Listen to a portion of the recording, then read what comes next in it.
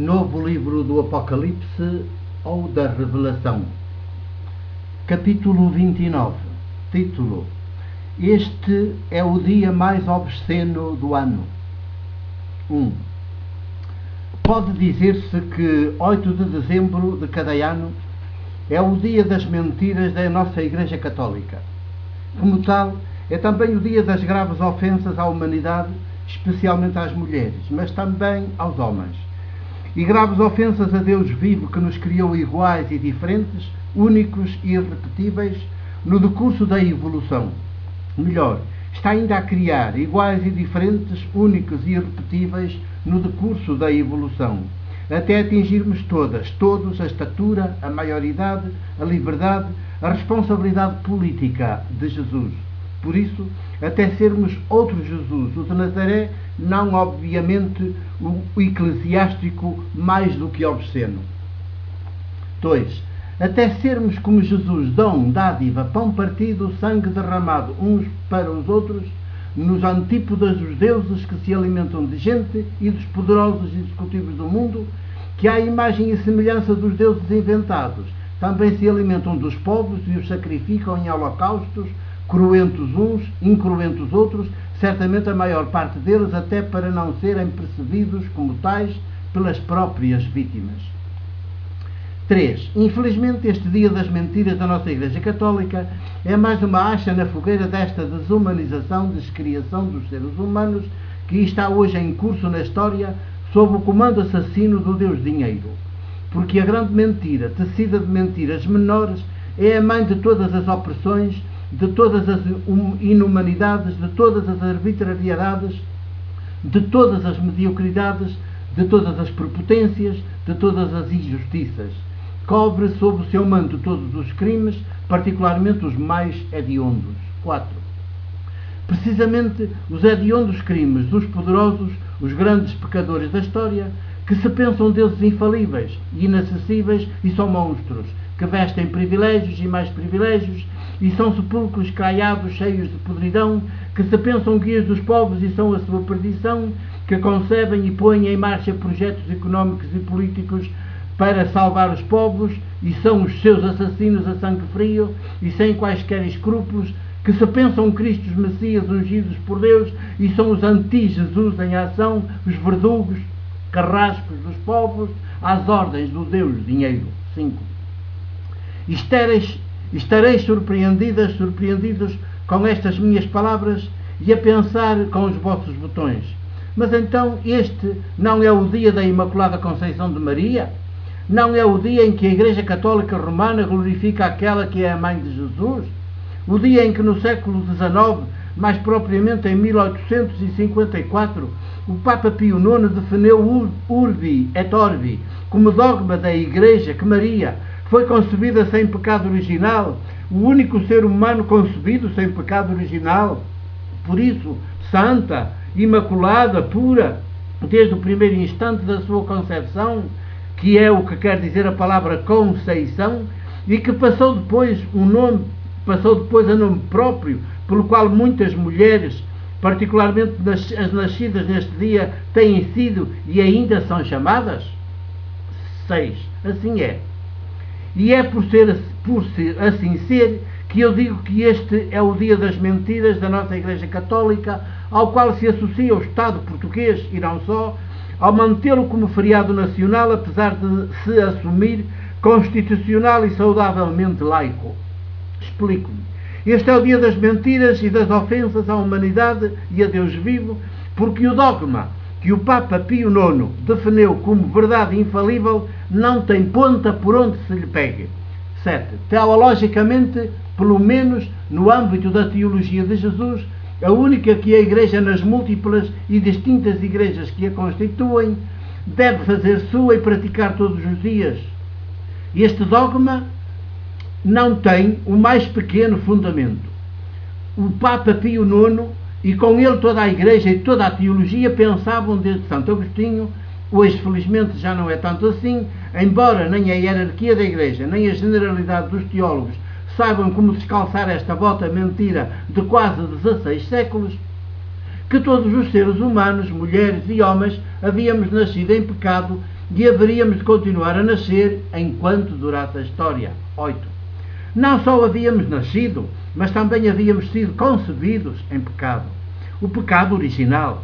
E o Papa Pio IX, juntamente com certos cérebros teológicos manifestamente perturbados e apoiado neles e nas suas terroristas teologias, com tudo de paganismo idolátrico e nada de jesuânico, viam nesta mentira, nesta doutrina, para eles o pecado original era um discutível facto histórico, situado no início da criação, ao qual eles chamam pecado dos nossos primeiros pais, até parece que não tínhamos tido mães ou pais, quando já então tinham obrigação de saber que o relato bíblico do Gênesis, que fala dessa e de outras coisas afins, mas não é do que a reprodução de um dos diversos mitos das origens. Um mito, porventura, muito belo na sua poesia, mas apenas um mito, nunca um facto histórico. 9. Como facto histórico nunca existiu, tampouco existiram o Sr. Adão e a Sra. Eva no relato mítico das origens, nomes comuns, não substantivos próprios. O mito atravessou os séculos e permaneceu no inconsciente coletivo dos povos, mas apenas como mito. Não teria sido inofensivo se sempre fosse olhado e abordado como tal, mas não foi o que aconteceu devido a Santo Agostinho e à Igreja Católica, que o seguiu à letra. 10. Com o rolar dos séculos, a Igreja até agravou o seu obsceno ponto de vista teológico, e o que era simples e poético mito das origens passou a facto histórico, a aberração das aberrações que atingiu o seu clímax na definição dogmática da Imaculada Conceição de Maria pelo Papa Pio IX. Não pensem que esta alteração foi um simples erro, é uma mentira, porque só com ela é que o poder da Igreja pôde tornar-se absoluto e global sob a forma de cristandade ocidental. 11. Foi a primeira globalização da história, a de que todos os seres humanos estávamos sob o jugo do pecado e havíamos sido concebidos e nascidos em pecado. Na verdade, ao pregar esta mentira e ao impô-la como verdade à consciência dos povos, a Igreja conseguiu pôr todos os seres humanos sob o jugo do pecado, ao mesmo tempo que se reservava o direito exclusivo de libertar todo o género humano, todos os indivíduos e todos os povos desse pecado e desse terrível jugo. 12. Só ela tinha a poção mágica para o poder fazer, o batismo em água que todas as religiões mais ou menos praticavam como um rito purificador e integrador. Jesus não foi por aí, apenas nos deu a boa notícia de que somos batizados do Espírito Santo, não para nos purificarmos do pecado, mas para nos tornar mulheres, homens em plenitude, na plenitude do humano iguais a ele, o paradigma do ser humano. Seria essa a poção mágica, o batismo em água. E só a Igreja Católica poderia administrá-lo, logo à nascença de cada indivíduo. E como se isto ainda não bastasse, logo acrescentou outra mentira de todo tamanho para a humanidade: fora da Igreja não há salvação. 13. O batismo em água que ela administrava em exclusivo a cada pessoa era insuficiente para salvar. Cada pessoa tinha, após o ter recebido, de passar a integrar a Igreja como membro efetivo e praticante de todas as teorias e de todos os moralismos e de todos os ritos que ela, através do seu clero, pelo menos um pároco em cada paróquia com a respectiva Igreja paroquial e o respectivo campanário, impunha. E ai de quem se tresmalhasse do rebanho, ou fosse excomungado dele pelo clero, seria assassinado não pelas armas de cada época, mas pelo desprezo total dos demais, familiares incluídos. 14.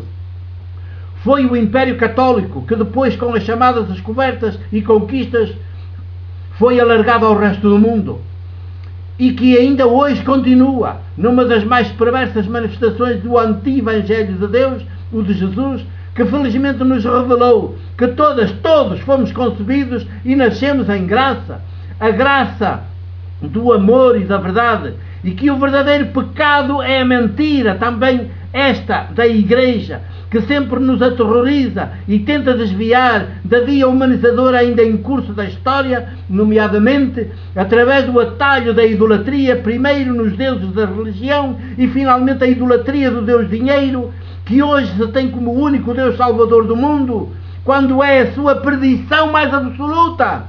já que nos descria como humanos sororais fraternos e faz-nos coisas egoístas, assassinos, anti-Jesus em ação. 15. Não, Maria, a de Jesus, não foi isenta do pecado original, porque o pecado original simplesmente nunca existiu. Não beneficiou de um privilégio único de Deus, o de Jesus, porque Deus não faz acepção de pessoas e é o anti-privilégio. Só os deuses dos poderosos é que concebem privilégios aos seus incondicionais servidores. O de Jesus faz-nos filhas suas, filhos seus, tal e qual Jesus. Ainda está e estará a trabalhar mediante o seu Espírito nesta sua obra, que agora, para ter êxito, precisa também da nossa própria e livre cooperação, e por isso é tão prolongada no tempo, já que só avança à medida que a nossa liberdade se dispõe a cooperar ativamente com Ele. 16. As mentiras que a Igreja continua a espalhar neste dia nas consciências das pessoas e dos povos são outras tantas ofensas aos seres humanos e ao próprio Deus, porque com elas a Igreja faz de Deus um todo-poderoso castigador compulsivo de um pecado que afinal nem existiu. Quando Deus é o amor, o perdão em ação contínua, Mãe, Abá, de todos os povos, sem fazer exceção de nenhum, porque ama cada um como se fosse o único.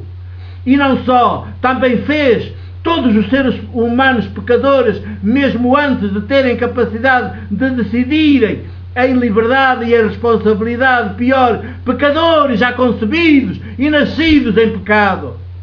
E fez de todas as mulheres nossas mães, à exceção de Maria, a mãe de Jesus, umas quase putas, concebidas e nascidas em pecado, e que depois também concebiam em pecado e davam à luz filhas e filhos em pecado. Um absurdo. 17. Por isso, este é o dia mais vergonhoso, mais obsceno do ano, por culpa da Igreja, que ao contrário de Jesus caiu na tentação do poder e fez da mentira a sua arma principal para dominar todos os povos, os já nascidos e os que ainda viessem a nascer. 18. Felizmente, o tiro saiu-lhe pela culatra e hoje ou ela muda radicalmente ou não tem mais futuro, e não se trata de uma mudança qualquer, tem mesmo de mudar de Deus, aderir ao Deus amor, perdão, liberdade e graça, que é o Deus de Jesus. Já sabem que é por este Deus que eu vou. Em igreja sempre, em cristandade ocidental nunca. 2007, dezembro 8. É o fim do capítulo 29 de novo livro do Apocalipse ou da Revelação. O meu abraço e o meu beijo de presbítero da Igreja do Porto.